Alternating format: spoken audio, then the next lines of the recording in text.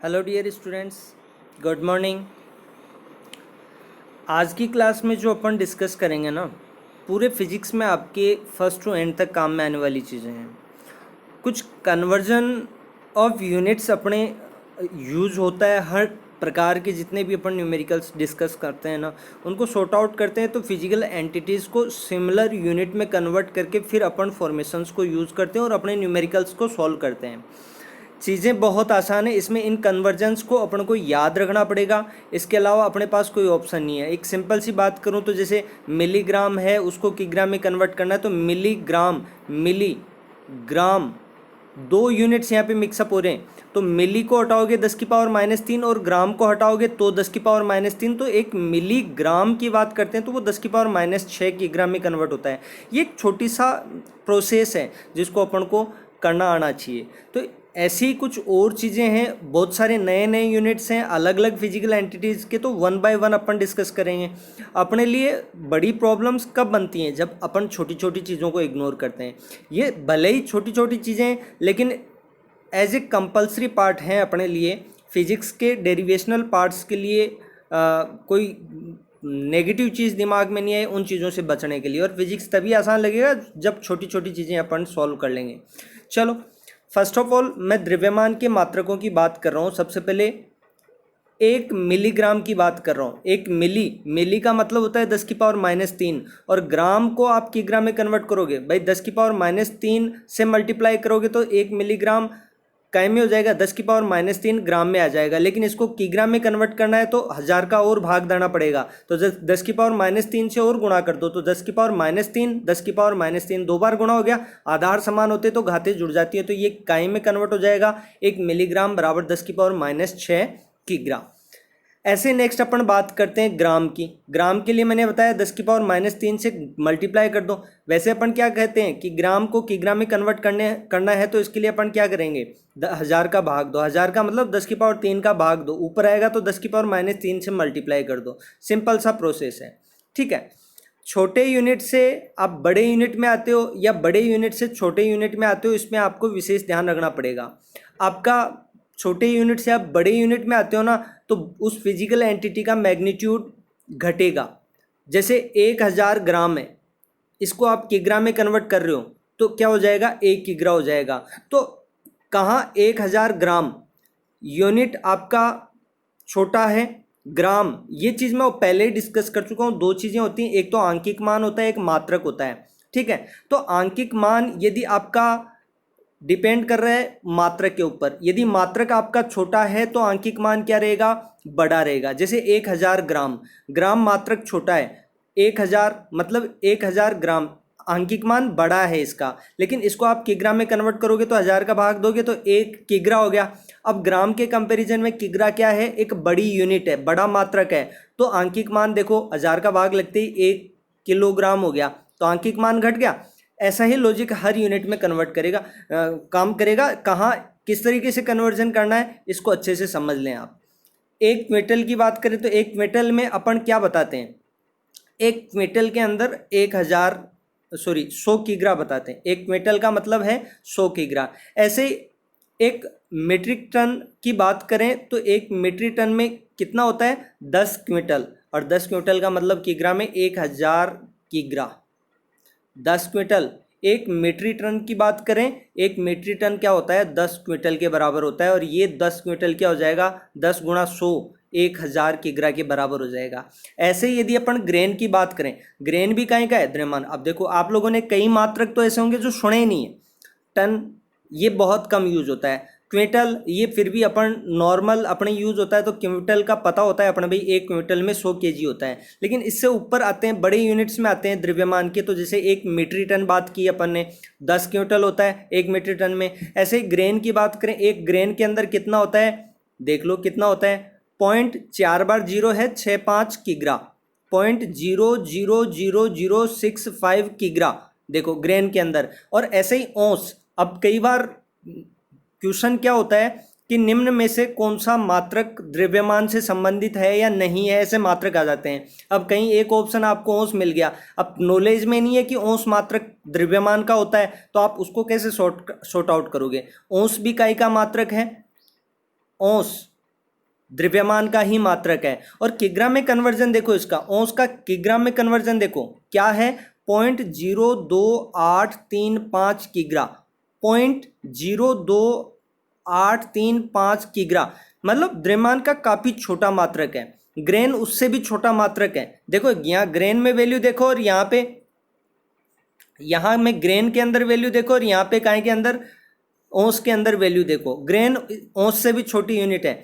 ऐसे यदि अपन पाउंड की बात करते हैं, पाउंड भी एफपीएस पद्धति आपने पढ़ी है, तो पाउंड की बात करते हैं तो पाउंड में देखो 0.4535 किग्रा। और ये इंपॉर्टेंट है, इसका विशेष ध्यान रखा कि एक पाउंड के अंदर कितना होता है, कितना किग्रा होता है, 0.4535 किग्रा। याद रहने वाली है, याद रखो इसको। ऐसे ही स्टोन की बात करें तो स्टोन भी काय का मात्रक है, देखो स्टोन भी द्रव्यमान का ही मात्रक है। स्टोन भी काय का मात्रक है, द्रव्यमान का ही मात्रक है। और एक स्टोन के अंदर, स्टोन वो वाला नहीं है पत्थर, इस यूनिट की बात कर रहे हैं अपन, द्रव्यमान के मात्रकों की बात कर रहे हैं अपन। तो स्टोन में क्या होगा, एक स्टोन में 6.350 किग्रा। अब देखो इन यूनिट से आप फैमिलियर ही नहीं हो, पता चलता है कि नीट का लेवल वैसे बहुत आसान है, लेकिन कन्वर्जन में आपको नहीं हुआ तो नहीं हुआ, सब आउट ऑफ कंपटीशन हो जाते हो आप। तो इन छोटी छोटी चीज़ों का आपको ध्यान करना ही पड़ेगा, ठीक है, दैट्स वेरी इंपॉर्टेंट। चलो नेक्स्ट बढ़ते हैं। ऐसे एएमयू, ये एएमयू आपके यूज होने वाला है भैया, इंपॉर्टेंट यूनिट है AMU, atomic mass unit. AMU का फुल फॉर्म क्या होगा, A for atomic, M for mass, U for unit, परमाणुीय द्रव्यमान मात्रक हिंदी में बोलेंगे इसको। और एक एएमयू की बात करते हैं ना, तो एक एएमयू में 1.67 गुणा 10 की पावर माइनस 27 किग्रा वेट होगा। 1.67 गुणा 10 की पावर माइनस 27 किग्रा, ध्यान रहे इस बात का। चलो नेक्स्ट देखते हैं। नेक्स्ट देखो, परमाणुीय द्रव्यमान मात्रक हो गया। इसको अपन इवेल्युएशन में किस प्रकार से लेते हैं, इसको इवेल्युएशन में अपन कहते हैं कि प्रोटॉन या न्यूट्रॉन का द्रव्यमान एक एएमयू कोटि का होता है, लगभग इतना ही द्रव्यमान होता है। प्रोटॉन का या न्यूट्रॉन का द्रव्यमान क्या होता है, लगभग इतना ही होता है, थोड़ा सा अंतर होता है मास का। नेक्स्ट देखो, चंद्रशेखर इकाई। अब ये चंद्रशेखर क्या थे, साइंटिस्ट थे, तो उनके नाम के ऊपर भी एक यूनिट बना रखी है, चंद्रशेखर इकाई।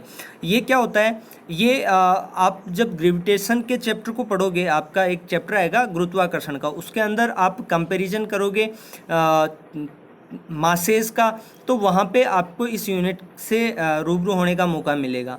क्वेश्चंस यदि बनते हैं, और ये दे दिया, कई बार ये पूछते हैं ऐसे क्वेश्चंस, अच्छे लेवल के क्वेश्चंस के रूप में ये काउंट हो जाते हैं आपके यूनिट्स को जब डिस्कस करते हैं। तो इसके बराबर कन्वर्जन जब आप देखोगे ना, तो ये क्या होगा, एक चंद्रशेखर इकाई का मीनिंग क्या है, जो सूर्य का द्रव्यमान है ना, उसका 1.4 गुना, सूर्य के द्रव्यमान का 1.4 गुना कर दीजिए। लगभग एक चंद्रशेखर इकाई के अंदर कितना होता है, 2.8 गुना 10 की पावर 30 किग्रा, 2.8 गुना 10 की पावर 30 किग्रा। इंपॉर्टेंट है, यह द्रव्यमान का सबसे बड़ा मात्रक है, एक चंद्रशेखर इकाई, ये द्रव्यमान का सबसे बड़ा मात्रक है, ध्यान रखिएगा।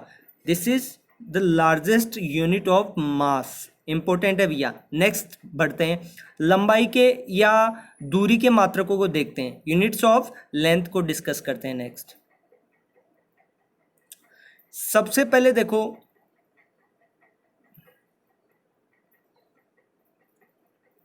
सबसे पहले जो है छोटी दूरी के मात्रकों को डिस्कस कर लेते हैं। ये मात्रक जब आप यूज़ करोगे तब आपको समझ में आएगा, अभी तो यूँ लगेगा कि ये क्या चीज़ पढ़ा रहे हैं। और इवन जब आप एयरफोर्स और नेवी के लिए जाओगे कंपटीशन एग्जाम में, तो वहाँ भी फिजिक्स के इतने सिंपल सिंपल क्वेश्चन आते हैं, और ऐसे यूनिट्स कन्वर्जन के बेस पे क्वेश्चंस होते हैं, 2-3 क्वेश्चंस होते हैं। और दिक्कत आती है कि हमने कभी ऐसे यूनिट्स कन्वर्जन पढ़े नहीं और वहाँ यूज़ हो जाते हैं। तो दूसरा, एक जगह इकट्ठे ये यूनिट कन्वर्जन आपको मिलते भी नहीं है, इतने कम मिलते हैं, सारे कंप्लीट होते भी नहीं है कवर, तो दिक्कत आती है। अच्छे से समझ लीजिए और तैयार कर लीजिए, काम में आएंगे ये। यदि सेंटीमीटर की बात करें, मीटर में कन्वर्ट करें, तो 10 की पावर माइनस 2 से गुणा कर दो। आप देखो उसी फैक्ट को सही तरीके से सीखें जो आपके डायरेक्टली यूज होने। तो डायरेक्ट क्या है, आप 1 सेंटीमीटर को मीटर में कन्वर्ट करना है तो 10 की पावर माइनस 2 से मल्टीप्लाई कर दो। यदि मीटर को, 1 मीटर को आपको सेंटीमीटर में बदलना है तो 10 की पावर माइनस 2 से भाग दे दो। देखो यही तो है, कि आप क्या करोगे, गुणा करोगे। भाई छोटे यूनिट से बड़ी यूनिट में आ रहे हो तो आपको मल्टीप्लाई करना पड़ेगा 10 की पावर माइनस में, यदि पावर्स हैं तो यहाँ पे 1 सेंटीमीटर को मीटर में कन्वर्ट करना है, 10 की पावर माइनस 2 से गुणा कर दो। यदि एक मीटर को सेंटीमीटर में बदलना है तो 10 की पावर माइनस 2 से भाग दे दो। उल्टा बोलो, यदि पावर माइनस में नहीं हो तो क्या हो जाएगा, यहाँ पे 1 सेंटीमीटर को आप मीटर में कन्वर्ट कर रहे हो तो 10 की पावर 2 का भाग देना पड़ेगा। और यदि आप उल्टा कर रहे हो, 1 मीटर को सेंटीमीटर में बदल रहे हो तो 10 की पावर 2 से गुणा करना पड़ेगा। पावर देखिए यहाँ पे 10 की पावर माइनस 2 के साथ मैं बात कर रहा हूँ, माइनस में पावर्स हैं इसलिए आपको उल्टा लगेगा। मिलीमीटर की बात करें, मिली का मतलब होता है 10 की पावर माइनस 3। यदि आपको 1 मिलीमीटर को मीटर में कन्वर्ट करना है तो 10 की पावर माइनस 3 से मल्टीप्लाई कीजिए। माइक्रोन की बात करते हैं तो 10 की power minus 6। Micro centimetre, museum यदि लिखा हुआ हो तो उस सिचुएशन में 10 की पावर माइनस 6 से मल्टीप्लाई कीजिए। नैनो की बात करें तो 10 की पावर माइनस 9 से मल्टीप्लाई कीजिए। और एमस्ट्रॉन्ग और एक फर्मी, ये 2 यूनिट्स आपके ऐसे रहेंगे जो इम्पोर्टेंट है और आपके जो यूज होंगे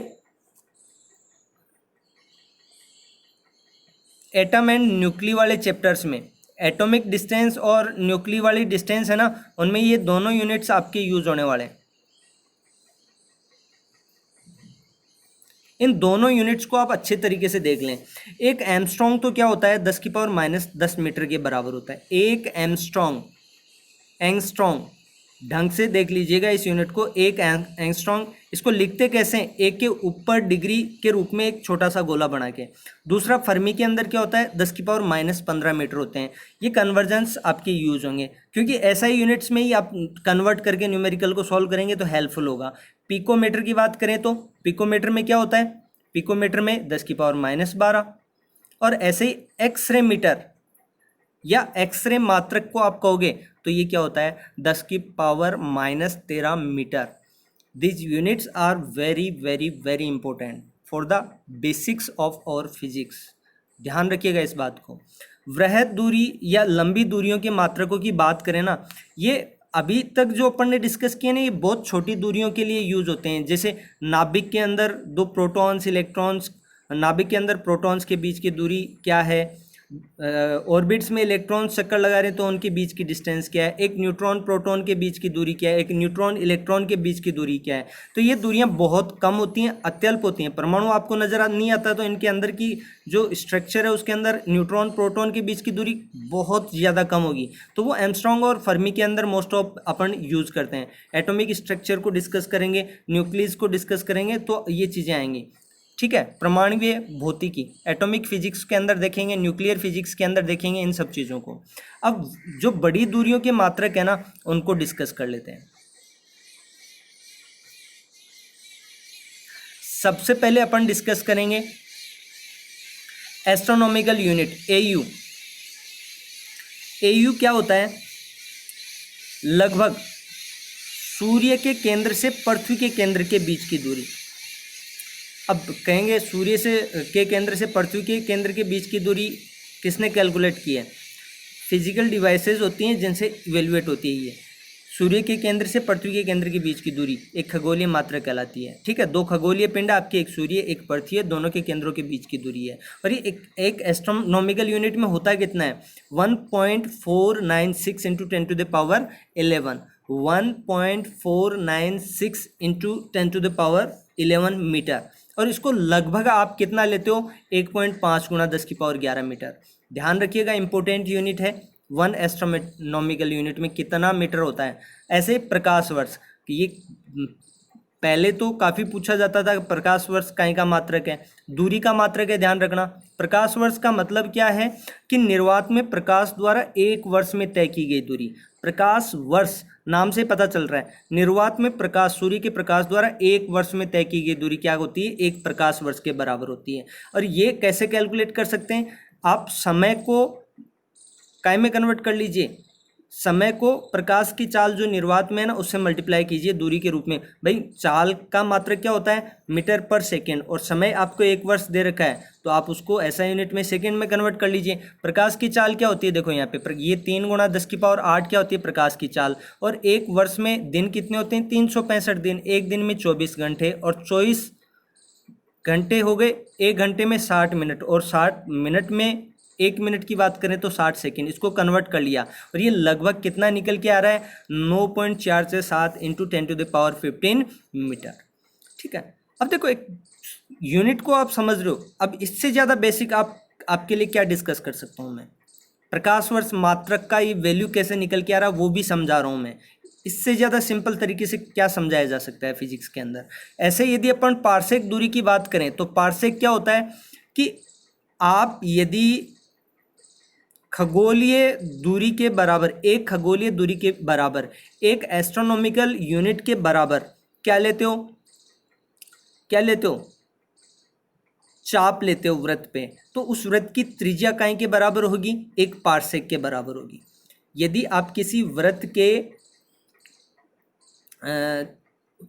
वृत्त के सरकमफेरेंस पे एक खगोलीय मात्रक दूरी को चाप के रूप में लेते हो, ठीक है, तो वृत्त के केंद्र पर यदि जो कोण बनता है वो क्या हो, 1 आर्क सेकेंड हो।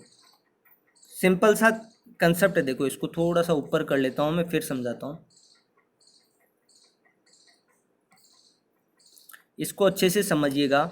ये क्या कह रहा है कि ये जैसे ये सर्किल की बात हो रही है, आपको क्या करना है, एक एस्ट्रोनॉमिकल यूनिट के बराबर एक सर्किल लेना है और एक सर्किल में एक एस्ट्रोनॉमिकल यूनिट के बराबर क्या लेना है, चाप लेना है। और इस चाप के द्वारा यदि इस वृत्त के केंद्र पर बनाया गया ये कोण है ना, ये कोण कितना हो, 1 आर्क सेकेंड के बराबर हो, 1 आर्क सेकेंड के बराबर हो, तो यहाँ पे ये रेडियस क्या होगी, इस सर्किल की रेडियस क्या होगी, 1 पार्सेक के बराबर होगी।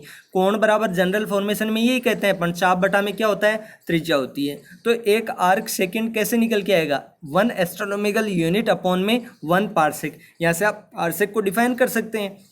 1 पार्सेक वह दूरी है जो एक खगोलीय मात्रक दूरी को चाप के रूप में लेने पर वृत्त के केंद्र पर एक आर्क सेकेंड का क्या बनाता है, कोण बनाता है या कोण प्राप्त होता है। ठीक है, तो यहाँ पे एक और इम्पोर्टेंट फैक्ट है कि पार्सेक है ना, ये दूरी का सबसे बड़ा मात्रक होता है, ये दूरी का सबसे बड़ा मात्रक होता है। पार्सेक क्या होता है, दूरी का सबसे बड़ा मात्रक होता है, ध्यान रखना। द्रव्यमान के लिए अपन ने बात की थी तो एक चंद्रशेखर यूनिट क्या थी, द्रव्यमान की सबसे बड़ी यूनिट थी। यहाँ दूरी की बात करें तो दूरी का सबसे बड़ा यूनिट क्या है, पार्सेक है। ठीक है, चलो इसको आगे देखो, कन्वर्जन करके इसको सॉर्ट आउट भी कर रखा है। पार्सेक में एक एस्ट्रोनॉमिकल यूनिट क्या बताई हुई है, एक एस्ट्रोनॉमिकल यूनिट का वैल्यू ये बताया हुआ है 1 पॉइंट, ऊपर डिस्कस किया है इसको, एक एस्ट्रोनॉमिकल यूनिट के लिए 1.496 इंटू 10⁻11 मीटर। ठीक है, और एक आर्क सेकेंड को कैसे डिफाइन किया हुआ है, 1/3600 गुणा π/180। तो इसको सॉर्ट आउट करोगे तो क्या होगा, पाई का मान आप क्या काम में ले सकते हो, 3.14। इसको सॉर्ट आउट करोगे तो ये क्या हो जाएगा, एक पार्सेक के अंदर लगभग 3.1 गुणा 10⁻16 मीटर।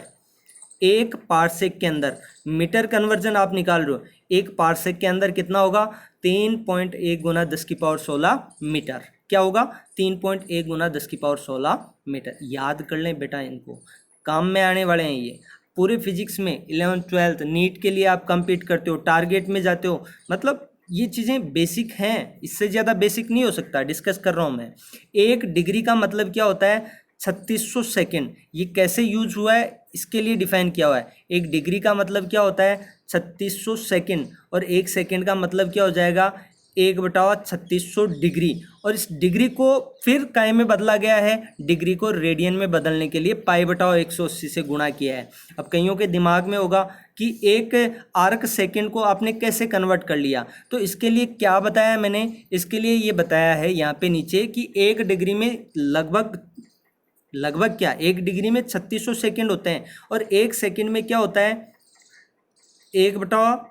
1 सेकेंड में कितना होगा, 1/3600 डिग्री। अब ये डिग्री में है, और यूनिट आपका एसआई यूनिट क्या है, कोण का रेडियन है। आपने 2 पूरक मात्रक देखे थे, एक रेडियन और एक स्टेरेडियन, तो इस डिग्री को आपको रेडियन में बदलना पड़ेगा। तो रेडियन में बदलने के लिए आपको π/180 से मल्टीप्लाई करना पड़ेगा।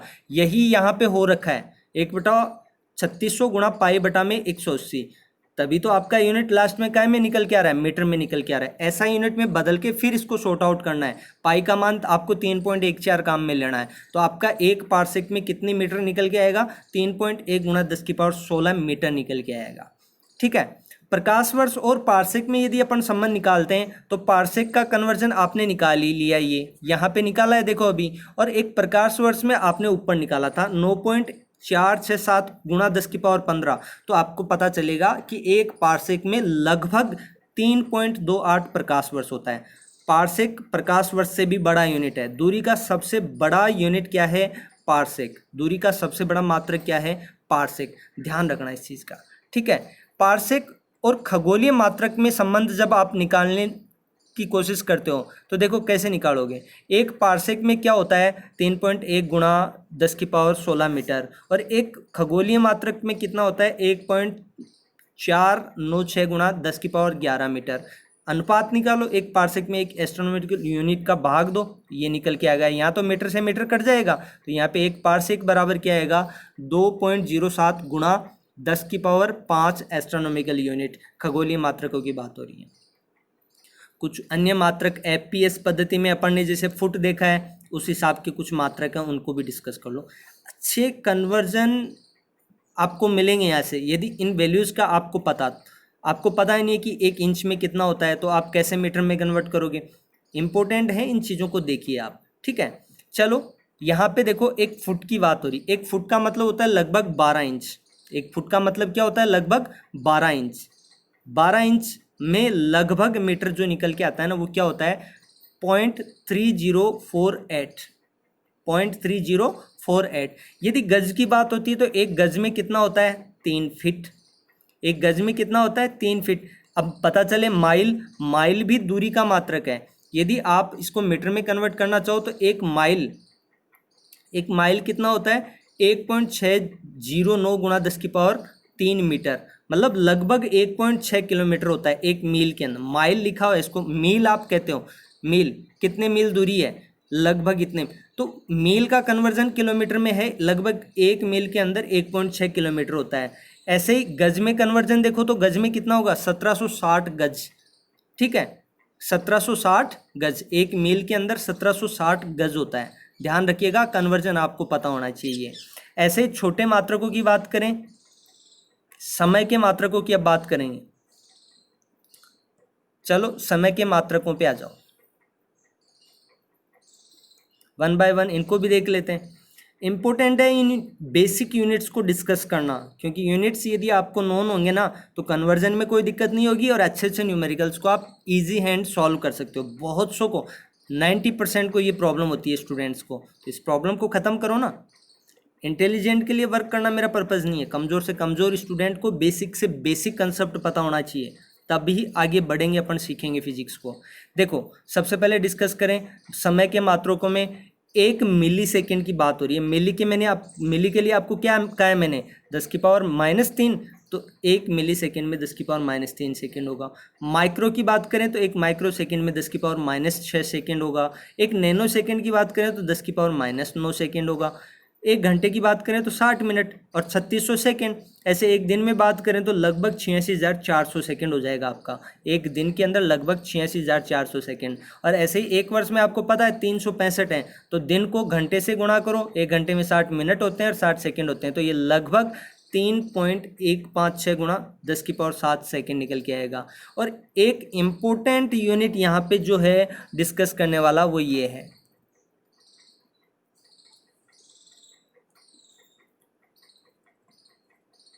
सेक। कईयों को कंफ्यूजन होता है। औंस एक मात्रक अपन ने ऊपर डिस्कस किया था द्रव्यमान के लिए, औंस द्रव्यमान का मात्रक था, और ऐसे सेक काहे का मात्रक है? सेकंड, समय का मात्रक है सेक। ध्यान रखिएगा, सेक काहे का मात्रक है? सेक काहे का मात्रक है? समय का मात्रक है। लगभग 10⁻8 सेकेंड होता है, और ये यूनिट बड़ा इंपॉर्टेंट है, इसको अच्छे से ध्यान में रखिए। सेक काहे का मात्रक है? सेक समय का मात्रक है। सेक काहे का मात्रक है? समय का मात्रक है, ठीक है। ओके बेटा। ऐसे ही एक और इम्पोर्टेंट यूनिट है, जैसे चंद्रशेखर यूनिट को अपन ने डिस्कस किया, वैसे ही एक यूनिट है एक चंद्रमास। चंद्रमास की बात करें तो लगभग 27.3 दिन होता है।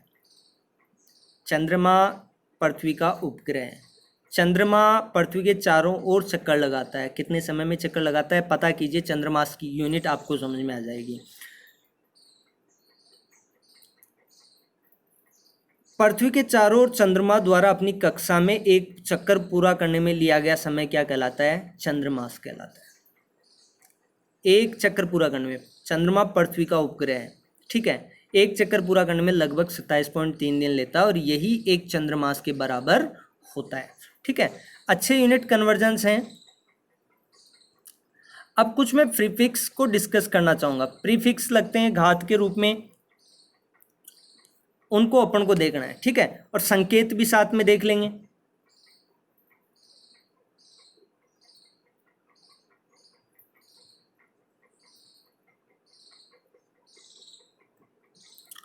देख लीजिए यहाँ पे संकेत भी साथ में देख लेंगे अपन। Deca, hecto, kilo, mega, giga, tera, इनकी देखो पावर्स बढ़ती जा रही हैं। 10 की पावर 1 है, 10 की पावर 2 है, 10 की पावर 3 है, फिर 6 है, पावर्स बढ़ती जा रही हैं। इनको आप 1 बाय 1 देख सकते हो, इनके संकेत भी आप देख सकते हो। ये याद रखने वाली चीज़ें होती है, आप 1 बाय 1 देख लो और इनको नोट कर लेना भैया। ये यूनिट कन्वर्जन्स आपको मिलते नहीं हैं, बहुत रेयरली ये अवेलेबल होते हैं, तो ये सारी चीज़ें एक जगह अवेलेबल हैं। गीगा, टेरा, पीटा, एक्सा, जेटा, योटा, डेसी, सेंटी, मिली, माइक्रो, नैनो, इन सब के लिए डिस्कशन किया हुआ है मेरा, तो अच्छे से देख लो। पिको है, नैनो है, माइक्रो है, फेम्टो है, एटो है, जेप्टो है, ये सारी यूनिट्स विद सिंबल्स आपको बता दिए मैंने। ये प्रीफिक्स होते हैं, किसी भी मात्रक के पहले लग जाते हैं, तो एसआई यूनिट में आने के लिए इनके जो वैल्यूज़ है ना 10 टू द पावर, कितनी पावर है 10 की, उनसे आपको क्या करना पड़ता है? मल्टीप्लाई करना पड़ता है, ठीक है। Thank you. ज़्यादा से ज़्यादा शेयर और लाइक करें और बेल आइकन को प्रेस करें, ये मेरा आप लोगों से रिक्वेस्ट रहेगा, ताकि नेक्स्ट क्लास का आपको अपडेशन जल्दी ही प्राप्त हो जाए। Thank you.